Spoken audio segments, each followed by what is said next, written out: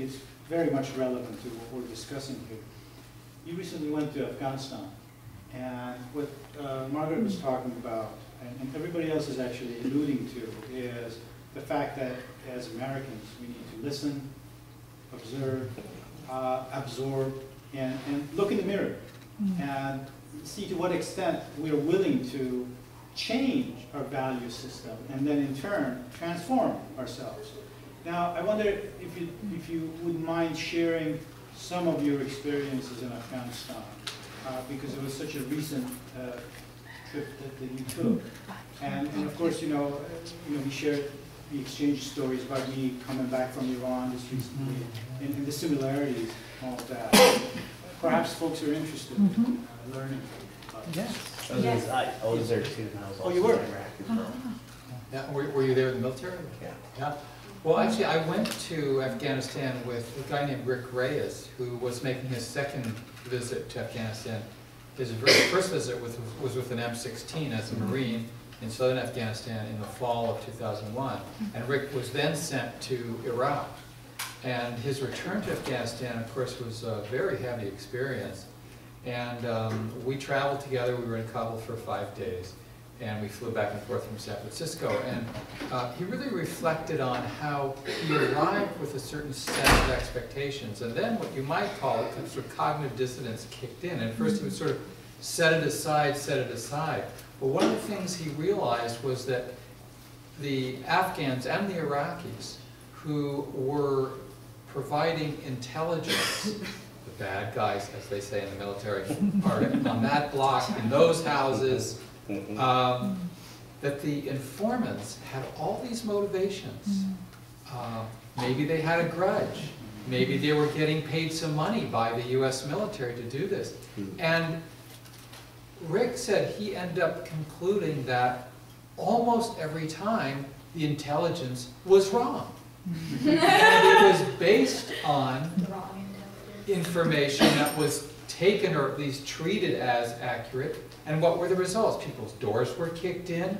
They were, if you will, in some cases terrorized. Sometimes they were dragged off to Bagram Air Base in Afghanistan, or Abu Ghraib, or whatever, in Iraq, or Guantanamo. And so for Rick, when he really processed this and saw a pattern, the return was through very different eyes. And when I think about our visit, which was August of 2009, I actually, believe it or not, I often think of the 2 bumper stickers I've seen in the United States. They're rare, they're not common, but I keep coming back to them.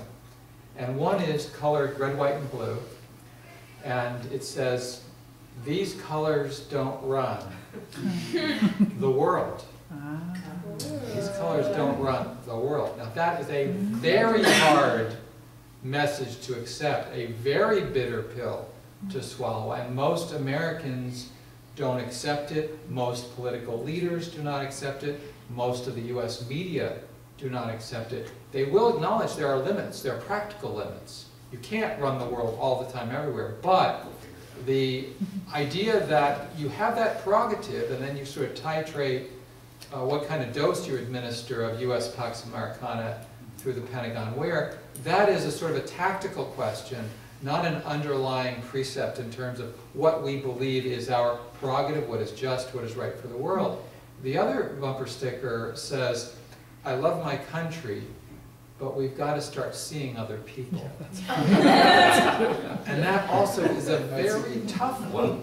And so coming to Afghanistan and correlating what I'd read about it with reports and articles and so forth, and then what I saw, there's a word that is almost entirely missing from the US discourse about Afghanistan and the US war effort. In terms of politics, in terms of Capitol Hill and the White House, policy making, and in the media. And the word is poverty. Somehow the reality that Afghanistan, you can see it just walking around in Afghanistan. You certainly saw it in Kabul, which is not where the worst poverty is. The tremendous impact of deprivation, healthcare, education, housing, sanitation, nutrition, this overarching reality that is killing way more people than the Taliban could dream of doing, is an abstraction. to the US elites and to the US media and to the US political discourse.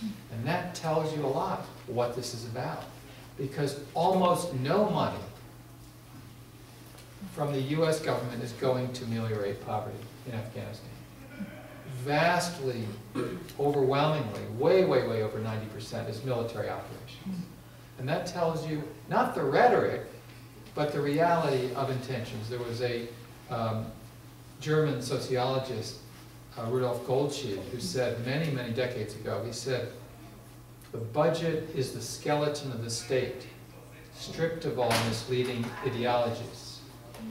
And it's another way of saying, you know, you can bullshit all you want, but it's not what you say, Yeah. it's what you do. What you spend.